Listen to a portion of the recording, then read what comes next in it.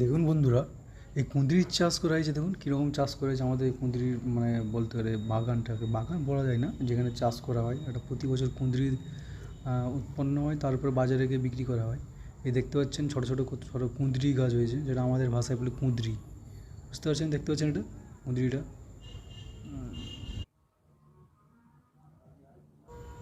কুঁদরি দেখুন, পুরো বাগানটাকে দেখুন, কুঁদরি ভরে গেছে পুরো।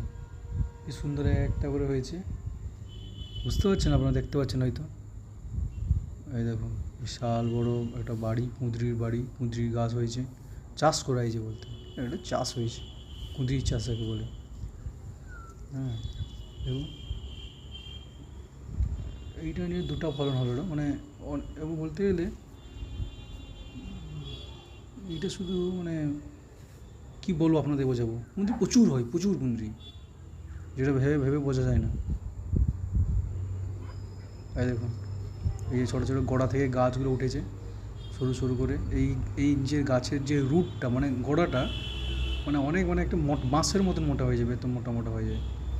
তাকে কেটে আবার লাগানো হয়, আবার দিলে 1 মাস পরে আবার মানে কুঁদরি ধরা শুরু হয়ে যাবে। দেখতে পাচ্ছেন এটা?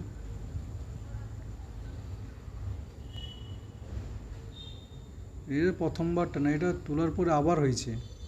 মানে 1 সপ্তাহ হয়, 1 সপ্তাহ আমাদের 7 দিনে 7 দিনই কুঁদরি তোলা হয়। 7 দিনে 7 দিন কুঁদরি তুলে বাজারে বিক্রি করা হয়। এই দেখুন, সেই গরমে রোদের রোদের আলো পড়ছে।